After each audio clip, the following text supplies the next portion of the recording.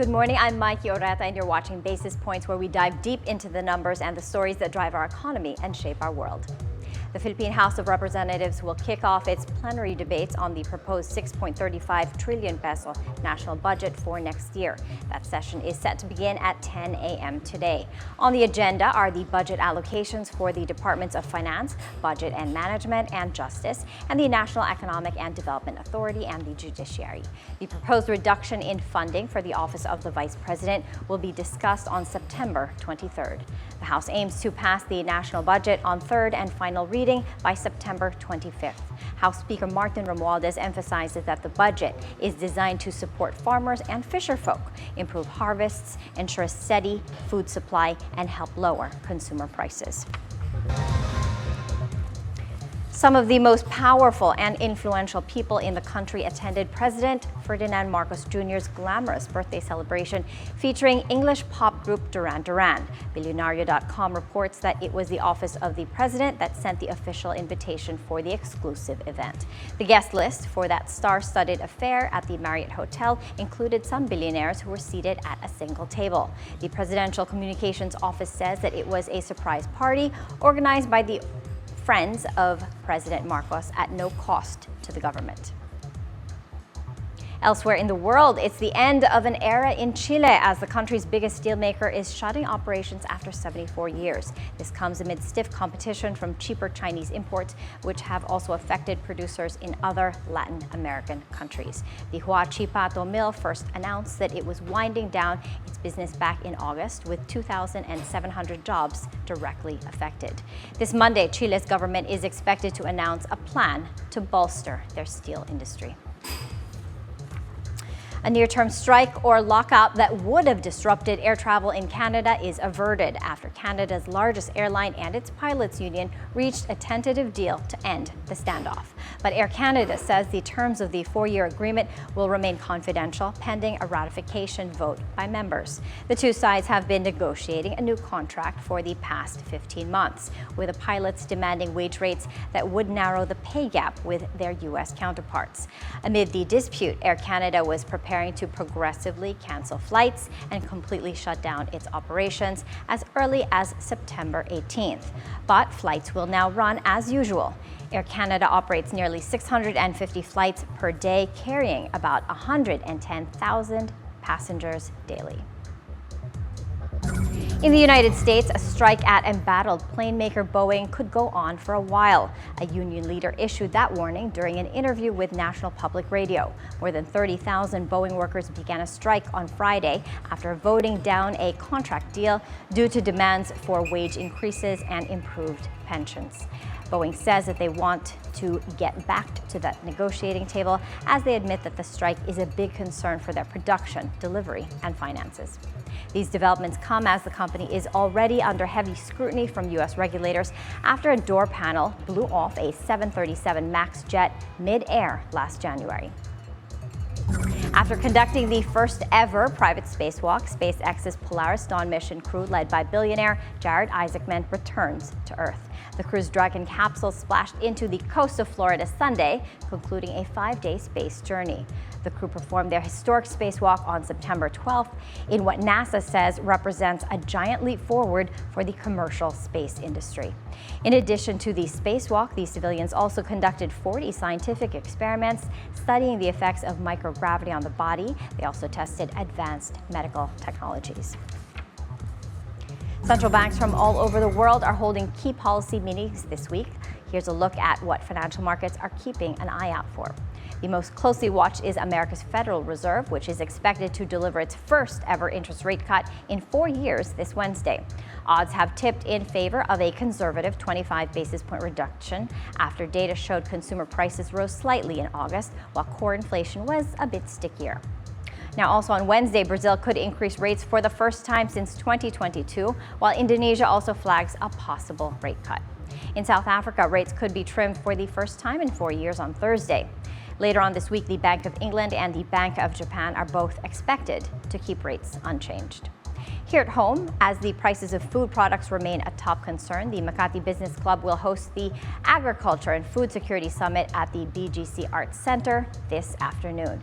The event will feature a number of keynote speakers and panelists led by Agriculture Secretary Francis Tu Laurel. We're taking a quick break. Please stay with us as we dive deep into the numbers and the narratives that matter most to your bottom line.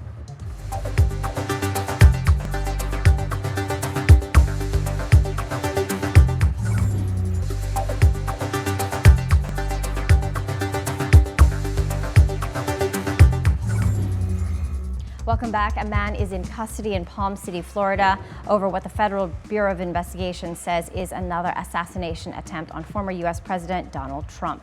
Local officials say that Trump was playing at his golf course when gunshots were heard in the area Sunday. Trump was immediately taken to a safe location and is unharmed.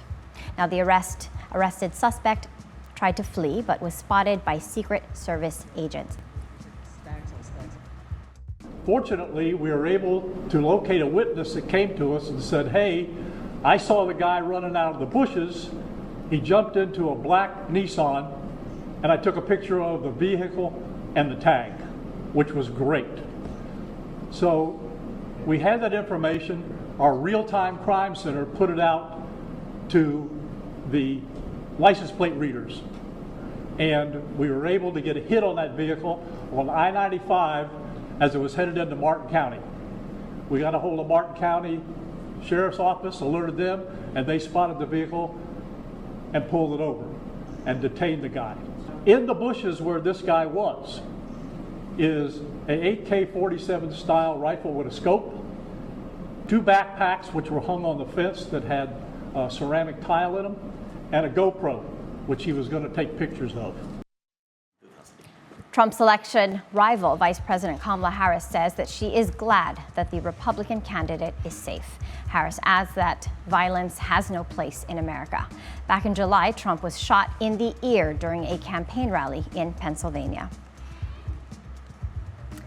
U.S. stock futures are little changed as investors look ahead to the highly anticipated Federal Reserve policy meeting later on this week. The Dow Jones Industrial Average futures are up by less than 0.1%, while Nasdaq futures are down by less than 0.1%. The potential start of the Fed's policy easing cycle is seen as a pivotal move, expected to lower borrowing costs for companies and boost earnings growth. Trading at the Philippine Stock Exchange opened just a few minutes ago. Let's take a look at those initial figures. Right now, I'm seeing a sea of green. Everything is up. The PSEi index is at 70.50, up by 0.4%. The All Shares Index is up as well, up by 0.3% to 3,800. Now, leading the gains, that's the mining and oil counter, and the holding firms and the services counter. Now, earlier this month on Basis Points, we featured a painting by a renowned national artist, Fernando Amorsolo, that was set to be auctioned off by the Leon Gallery. Well, that painting, titled Under the Mango Tree, was sold for a record-breaking 57.6 million pesos. Now, here to tell us more about this historic sale and more is the founder and the head of the Leon Gallery, Jaime Ponce de Leon. Hi, Jaime, welcome. Good morning. And thanks for being here with us. Well, first off, congratulations. It was a historic sale, not just for Leon Gallery. It was a record sale for the artist Amorsolo. Now, this particular painting, entitled Under the Mango Tree, is being dubbed by Amorsolo's daughter as the best of its class, meaning the best of all of his mango tree-themed work. Why is this? This work had all the considerations for a masterpiece. It had the size, it had the period, just the correct period, it had incredible provenance, it had incredible documentation. So for collectors, it ticks all the boxes. And according to the daughter, among all the subjects, all the similar subject matters of the art of her dad, she could see that this is truly the best among all of them. This painting was 95 years old, from 1929. What was so special about this period? The 1920s saw the coming back of Amorsolo from his studies in Spain. He was sponsored by the Zobel family to study in Spain under Joaquin Sorolla, the Master of Light. And when he came back, he had the patronage of all the Americans during the American colonial era, which was just the 1920s. And among them was Edward J. Nell, the owner of this painting, who was the father of Philippine air conditioning. So that was really special. That period showed really Amorsolo showing his virtuosity and his everything he has learned in Spain. So he was very fresh in the Philippines. Mm-hmm. And this painting was with one family all that time, all those 95 years? Yes. Tucked, well, perhaps not always in Atherton, but it was in their house in Atherton. Yes, I picked it up in their house in Atherton. And so that piece was probably here for 10 or 20 years before they left for the US. Okay. And for all these years, it has always been there. Hence its pristine condition, because the weather in the States has very low humidity. And so that's probably also another contribution that why the painting is such an excellent shape. Okay. Talk to us about, I understand they contacted you about the painting. Tell us what it was like when you got that call, and tell us what it was like when you went there to pick it up and when you saw it. So the moment I saw the painting in the picture, in the email, and wow, immediately I sensed this is not an ordinary Amorsolo. So immediately I booked a flight to the US and saw this painting and met up with the owners, and immediately I couldn't leave until this painting was taken. So upon meeting the owners, immediately we planned to do the sale at a certain month, for the month of September, and we started doing the research and documentation, the pictures, and wow. Because there were no certificates of authenticity then, yes. right? So you had to do all that. So immediately paperwork. when we got back, I had Mrs. Lazo check the painting, as always the customary manner we do when we have an Amorsolo, had her authenticate, and it deserved a documentary. So we made a documentary about this painting. It was widely shared and viewed online.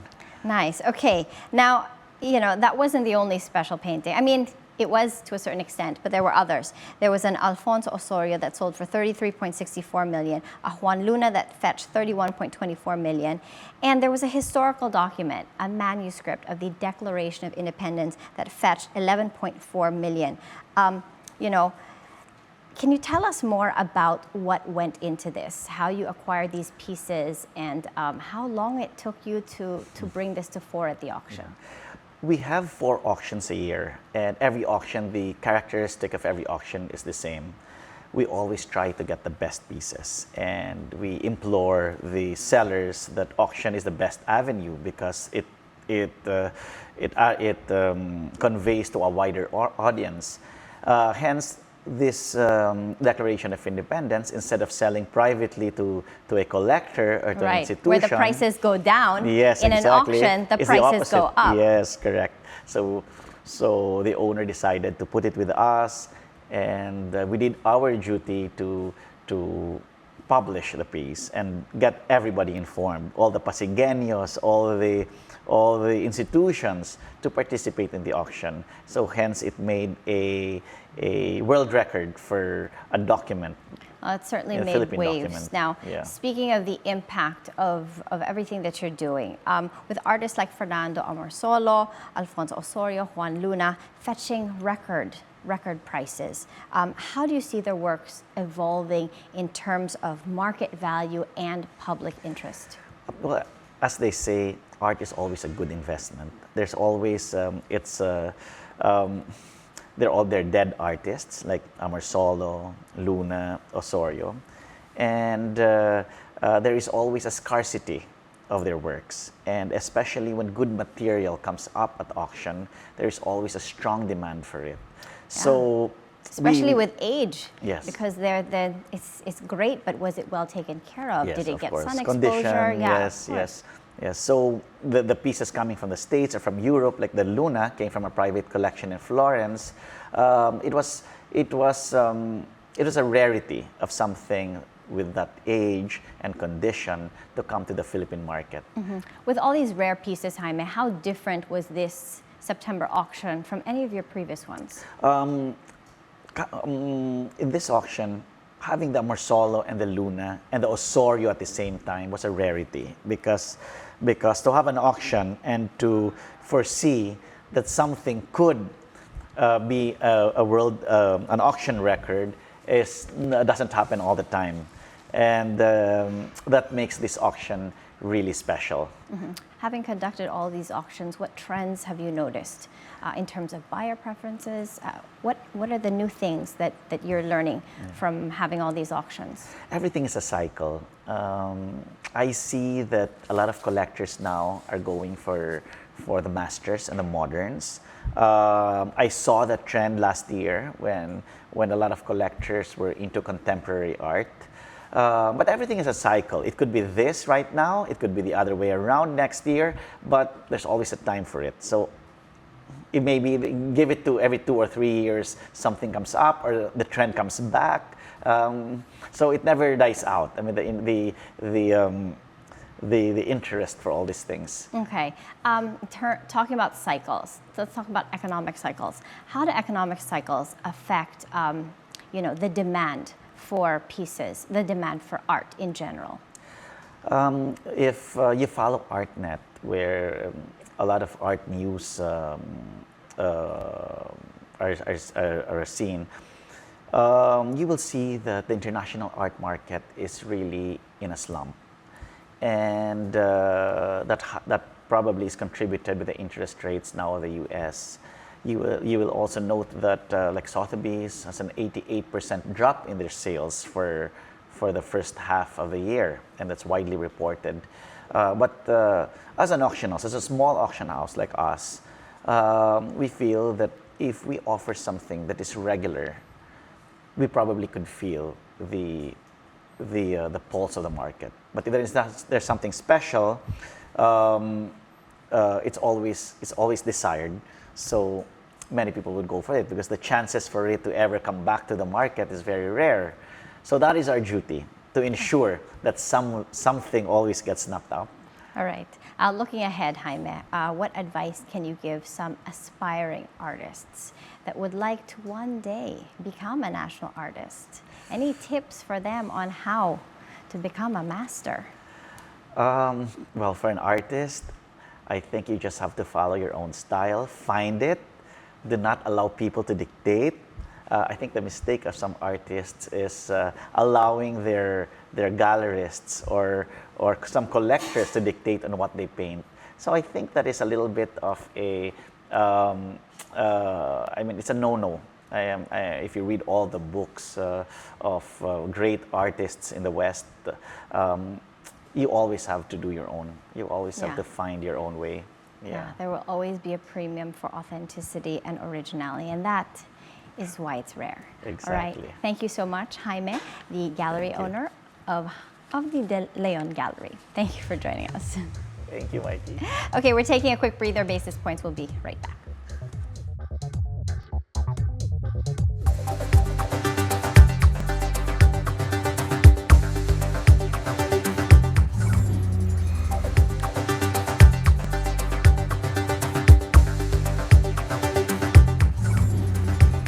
Welcome back to Basis Point. Suspended Energy Regulatory Commission Chairperson and CEO Mona Lisa Dimalanta admits that there is a need to restructure the agency to address the country's current power situation. Dimalanta tells BNC's At the Forefront that the ERC does not have the manpower and the appropriate functions to regulate 300 power producers operating 600 power plants. She says that the ERC is not fit for this role since it's now tasked to regulate a gigantic galaxy with the Electric Power Industry Reform Act. Dimalanta was recently suspended by the Office of the Ombudsman for her alleged inaction, which caused delays in the non-resetting of Meralco's rates that would have reduced electricity prices for consumers. Tributes pour in for the founder and chairman of the Villaraza and Angko Law Office after lawyer Arthur Pancho Villaraza passed away Saturday. Villaraza was the driving force behind the high-stakes reputation of VNA, also known as the firm. The legal luminary played a key role in breaking up PLDT's monopoly during the Ramos administration. He also contributed to the downfall of former President Joseph Estrada and former Chief Justices Renato Corona and Maria Lourdes Sereno. VNA describes Villaraza as a man of profound influence and a symbol of excellence, leadership, and integrity. The San Beda University's Alumni Association also paid a tribute to Villaraza. The law firm says that Villaraza's second-in-command, attorney Raul Angko, will take over as the new chairman and CEO of VNA. Boulevard Holdings, led by businessman Jose Marcel Panlilio, is suing its former finance executive over allegations of theft. The hotel developer files a case with the Makati Regional Trial Court against former head of finance Odessa Laura Bodaño, who was terminated in March this year. The case alleges that she unlawfully withdrew 98 million pesos from the company's bank accounts. Boulevard Holdings states that Panlilio, the company's chairman, president, and chief executive officer, reimbursed the missing amount immediately. Boulevard Holdings is the developer behind the Fridays Beach Resorts in Puerto Galera and in Boracay. Before we go, U.S. toy maker Mattel immortalizes celebrated Chilean author Isabel Allende with her own Barbie doll. Allende joins Mattel's Inspiring Women series, which has already featured poet Maya Angelou, journalist Ida Wells, and singer Celia Cruz. The new Barbie doll includes Allende's dog, Perla, and a miniature replica of her first novel, The House of the Spirits. The 82-year-old author has published dozens of books, often blending historical events with magic and fantasy. She's also a human rights activist and a literature teacher. And that's it for Basis Points. I'm Maiki Oreta. Please stay tuned tomorrow for more news on the financial markets and more. Keep it here on BNC, the Billionario News Channel, always on top.